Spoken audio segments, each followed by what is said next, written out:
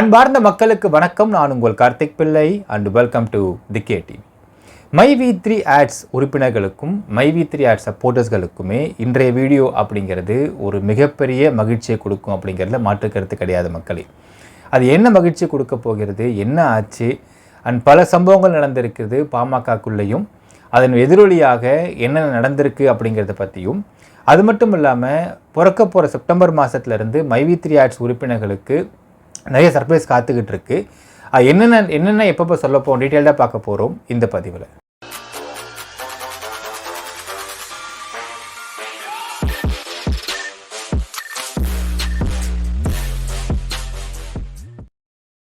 ஒரு விஷயம், ஒரு பழமொழி சொல்லுவாங்க மக்கள், அதாவது முட்டை போடுற கோழிக்கு தான் அதோடைய பின்னாடி வழி என்னன்றது தெரியும்னு சொல்லுவாங்க. அந்த மாதிரி ஒரு கம்பெனியை உருவாக்குனவருக்கும் அதே மாதிரி ஒரு கட்சியை கீழிருந்து உருவாக்குனவருக்கும் தான் வழி என்னன்றது புரியும், வழி என்னன்றது தெரியும் அப்படிங்கிறது இன்றைய நடந்த இந்த சம்பவத்தில் ஊர்ஜினமாயிருக்கு, உறுதியாயிருக்கு அப்படின்னு சொல்லலாம் மக்களே.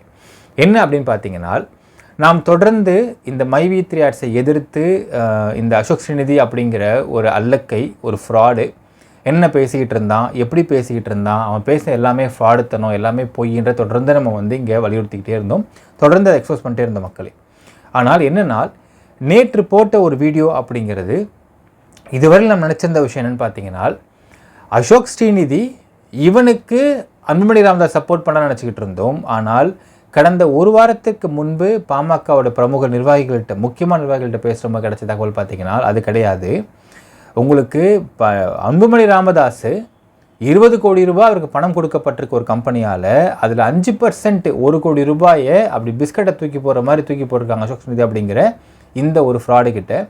ஸோ இவன் அதை வைத்துக்கொண்டு மைவி3 ஆட்ஸ் அடிக்க போகிறேன், ஒழிக்க போகிறேன், அவ்வளோதான், அதை க்ளோஸ் பண்ண போகிறேன் அப்படிங்கிற அடிப்படையில் அவன் தொடர்ந்து பேசி போட்டுக்கிட்டு இருந்தான் அப்படிங்கிற விஷயம் எல்லாமே திரு ராமதாஸ் அவர்களுக்கு தெரிய வந்திருக்கிறது மக்களே. இதற்கு நாம் நேற்று போட்ட ஒரு வீடியோவும் மிக முக்கியமான காரணம் அப்படிங்கிறது தெரிய வந்திருக்கு. அது எதிரொலியாக பார்த்தீங்கன்னா, இதுவரையில் எந்த ஒரு அவங்களுடைய கட்சி அவருடைய முக்கியமான முடிவுகளாக இருக்கட்டும், எதுவாக இருந்தாலும் ராமதாஸ் ஸ்ட்ரைட்டாக அறிக்கை விட மாட்டார். அன்புமணி ராமதாஸ் மூலியமாக அறிக்கை வெளியாகும். அதாவது இந்த நிர்வாகிகள் மாற்றம் எதுவுமே அப்படி தான் பண்ணுவாங்க. ஆனால் இன்றைக்கு திரு ராமதாஸ் அவர்கள், பாமகவுடைய நிறுவனர், அவருடைய ஃபேஸ்புக்கில் ஒரு முக்கியமான ஒரு அப்டேட் போட்டிருக்காரு. என்னென்னு பார்த்தீங்கன்னா, பாமக நிறுவனர் மருத்துவர் ராமதாஸ் அறிவிப்பு, கோவை திருப்பூர் மாவட்ட நிர்வாகிகள் விடுவிப்பு, கோவை திருப்பூர் வருவாய் மாவட்டங்களில் உள்ள பாட்டாளி மக்கள் கட்சியின் அமைப்பு ரீதியான மாவட்ட நிர்வாகிகள் அனைவரும் விடுவிக்கப்படுகிறார்கள். அந்த மாவட்டங்களில் உள்ள சட்டப்பேரவை தொகுதிகளுக்கு தலைவர், செயலாளர்கள் விரைவில் நியமிக்கப்பட்டு பொறுப்பேற்றுக் கொள்வார்கள் என்று அறிவிக்கப்படுகிறது அப்படிங்கிற இந்த ஒரு அறிவிப்பை இன்றைக்கு அரவுண்ட் ஒரு லேட் ஆஃப்டர்நூன் அப்படி ரிலீஸ் பண்ணியிருக்கார் மக்களே. இது வந்ததுமே நமக்கு என்ன குழப்பம் இருந்துச்சு அப்படின்னு பார்த்தீங்கன்னா, ஜென்ரலாக கட்சிகளில் ஷஃப்லிங் நடக்கும் மக்களே. அதாவது ஷஃப்லிங்கால் என்ன பண்ணுவாங்கன்னு பார்த்தீங்கன்னா, அவங்களுக்கு மிக முக்கியமாக இருக்கக்கூடிய ஒரு சில மாவட்டங்களில் மாவட்ட செயலாளர்களை மாற்றுவாங்க, ஒரு சில முக்கியமான பொறுப்பாளர்களை மாற்றுவாங்க. அது எப்படி பண்ணுவாங்கன்னா, இவர் மாற்றப்பட்டு இவர் பொறுப்பேற்கிறார் அப்படிங்கிற அடிப்படையில் யார் மாற்றப்படுறாங்க, யார் பொறுப்பேற்கிறாங்க அப்படிங்கிறதை இமீடியட்டாக அப்பயே அனௌன்ஸ் பண்ணுவாங்க ஷஃப்லிங் நடக்கிறப்போ. இப்போ இது எப்படி இருந்துச்சு அப்படின்னு பார்த்தீங்கன்னா, கோவை திருப்பூர் இது ரெண்டுத்துலையுமே ஃபஸ்ட்டு நீக்கிடுவோம், யாரை போடுறது அப்படிங்கிறத பின்னால் அறிவிக்கிறோம் அப்படிங்கிற மாதிரி அவசரமாக இதை நீக்குவதற்கான காரணம் என்ன அப்படிங்கிற ஃபர்ஸ்ட் சந்தேகம் நமக்கு இருந்துச்சு. ரெண்டாவது, ஷஃப்லிங் சப்போஸ் பண்ணுறாங்கன்னா பாமகவுடைய ரொம்ப ஸ்ட்ராங்கான தொகுதியான ஒன்று தருமபுரி பண்ணுவாங்க, இல்லை சேலம் பண்ணுவாங்க. இங்கே தான் ரொம்ப அவங்க ஸ்ட்ராங்காக இருப்பாங்க, அவங்களுடைய ஓட்டு பேங்க் இங்கே தான் அதிகம். அந்த இடத்துல ஷஃப்லிங் பண்ணிட்டு வந்தாங்கன்னா நீங்கள் சொல்கிறது ரைட்டு, ஏன்னா கொஞ்சம் ஸ்ட்ராங் பண்ணுறதுக்கு பண்ணுறாங்கன்னு சொல்லலாம். இல்லை கோயம்புத்தூர் திருப்பூர்லேயே ஷஃப்லிங் பண்ணுறதா இருந்தாலுமே நம்ம ஃபஸ்ட்டு சொன்ன பாயிண்ட் மாதிரி டோட்டலாக யார் மாற்றப்படுறாங்க, யார் அதுக்கு பதிலாக வராங்க அப்படிங்கிற நிர்வாகிகளை தேர்ந்தெடுத்ததற்கு பின்பு தான் அதை மாற்றுவாங்க, அது அறிவிப்பும் கொடுப்பாங்க. ரெண்டாவது பாயிண்ட்டு.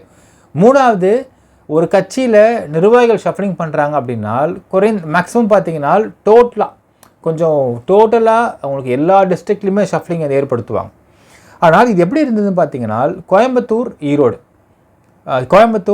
கோவை, திருப்பூர் இந்த 2 இடங்களில் மட்டும் இமீடியட்டாக நிர்வாகிகளை மட்டும் நீக்குகிறார் அப்படிங்கிறது என்ன சொல்லுது, எந்த விஷயத்தை வலியுறுத்துது, என்ன ஆச்சு அப்படிங்கிறது குழப்பம் இருந்துச்சு மக்களே.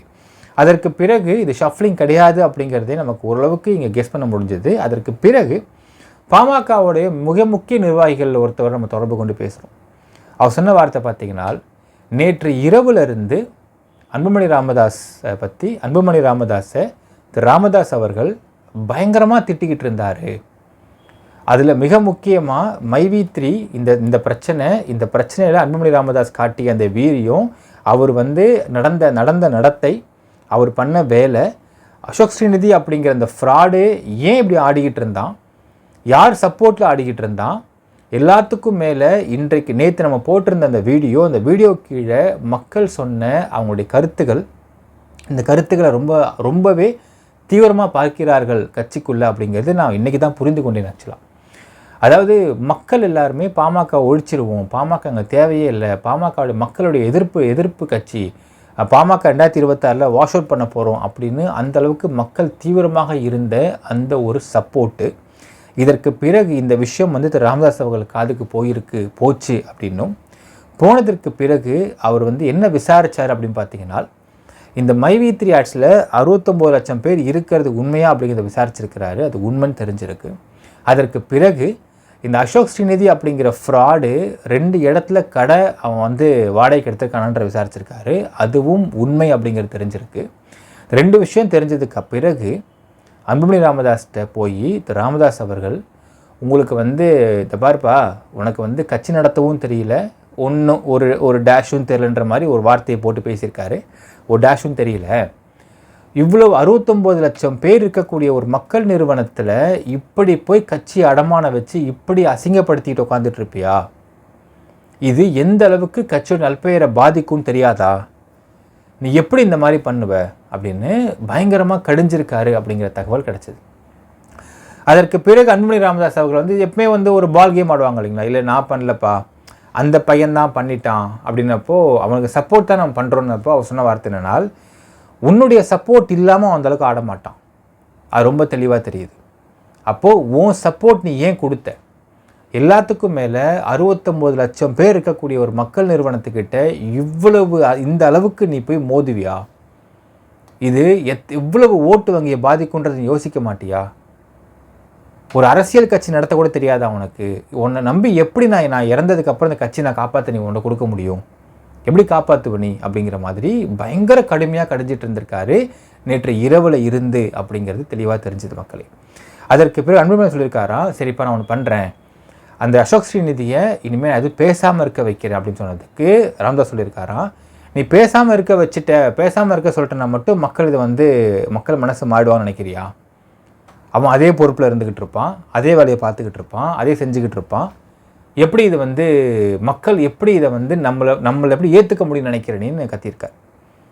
அப்போ என்ன சொல்லியிருக்காருன்னா, இதுக்கு யாரெல்லாம் துணை போகிறாங்க அப்படின்றத பார்த்துருக்காரு.